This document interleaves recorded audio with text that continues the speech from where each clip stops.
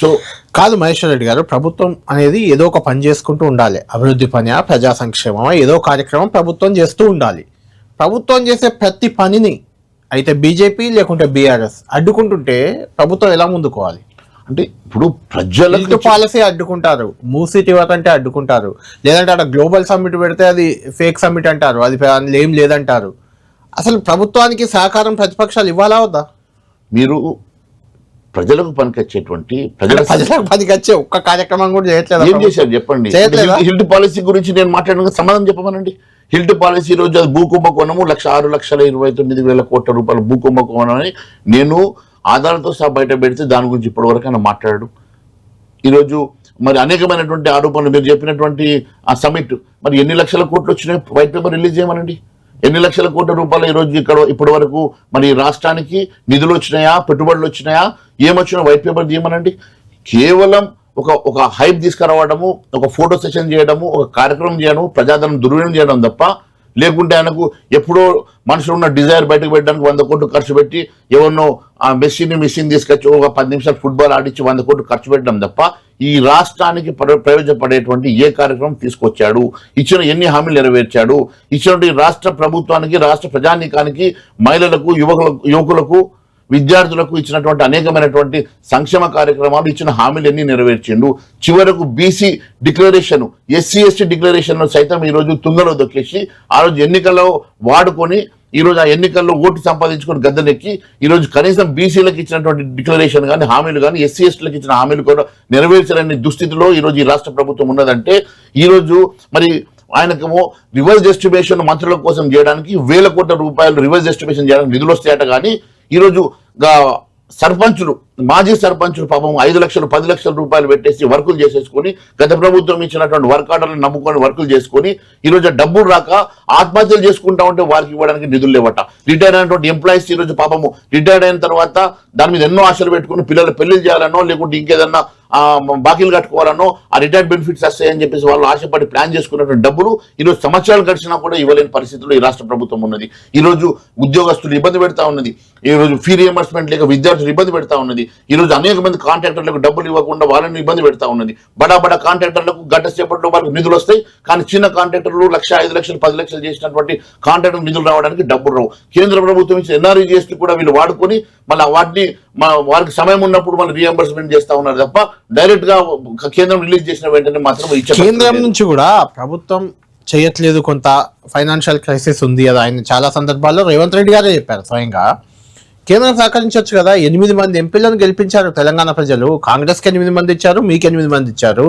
కళ్యాణ్ గారు, ఈ రోజు ఈ రాష్ట్రానికి గడిచిన ఈ 2 సంవత్సరాల లోపల 1,68,000 కోట్ల రూపాయలు ఈ రాష్ట్ర ప్రభుత్వానికి ఎఫ్ఆర్బిఎం లిమిట్స్ ప్రకారం అప్పించారు.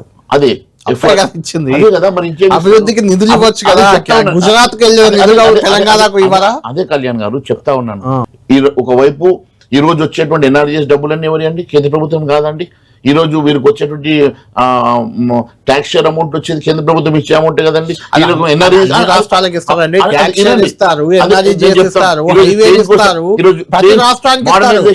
తెలంగాణకు ప్రత్యేకించి ఏం తెచ్చారు?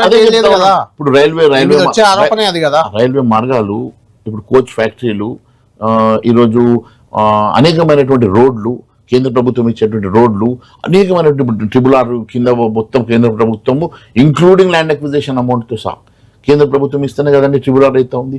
ఇవన్నీ కేంద్ర ప్రభుత్వం ఇచ్చిన తర్వాత కూడా ఈరోజు ఇచ్చినప్పుడేమో ఇదే మంత్రి కోమన్ రెడ్డి గారు అనేక సార్లు చెప్పిండు, ఎప్పుడు పోతే మాకు ఎన్ని గడ్కరీ గారు అపాయింట్మెంట్ ఇస్తారు, నిధులు ఇస్తాడు, ఏదంటే శాంక్షన్ ఇస్తారని. మేము ఒకటి అడుగుతా ఉన్నాం, ఈ రాష్ట్ర ప్రభుత్వానికి చిత్తశుద్ధి ఉంటే మరి ఇచ్చిన హామీలు ఎందుకు నెరవేర్చలేదు? మరి ఎవరిని అడిగి కేవలం అధికారం రావడానికి హామీలు ఇచ్చారు కదండి.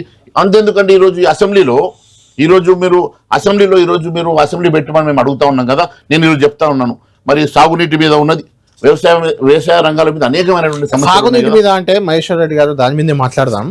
ఎందుకంటే మా బనకచెర్ల ప్రాజెక్ట్ ఇప్పుడు సరే పేరు మారింది, నల్లమల పోలవరం లింక్ ప్రాజెక్ట్ ఏదో పెట్టారు, ఏపీ కట్టుకుంటుంది. అది దానిపై ఒకసారి కేంద్రం చర్చకు పిలిచింది, ఏదో కమిటీ ఏర్పాటు చేస్తామంది. 3 రోజుల్లోనే కమిటీ అన్నారు. ఇప్పటివరకు కమిటీ లేదు. ఆ ప్రాజెక్ట్ క్లియరెన్స్ ఇచ్చినట్టే ఉన్నారు, అది కట్టుకుంటున్నారు.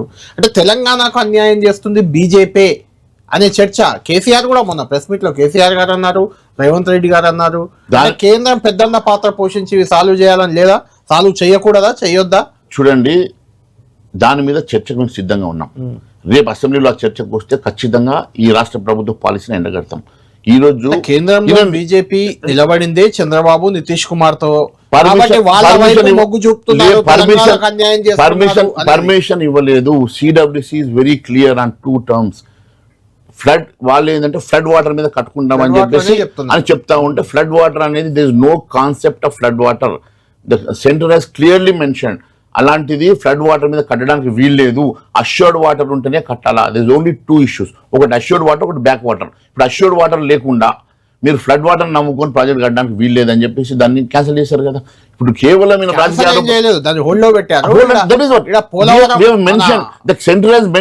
Not to build on flood water. పేరు మార్చారు. ఇప్పుడు పాలమూరు రంగారెడ్డి అది డిపిఆర్ పక్కన పడేశారు.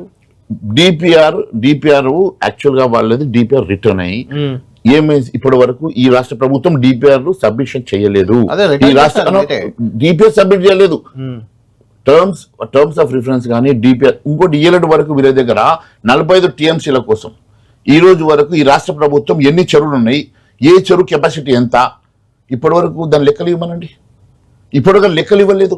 ఇప్పుడు మేము కేవలం గాలి లెక్కలు పెట్టి 45 TMCలు మేము మైనర్ ఇరిగేషన్ వాటర్లో మిగిలిన వాటర్ ఇక్కడ వాడుకుంటామని గాలికి మాటలు చెప్తే కుదురుతుందండి.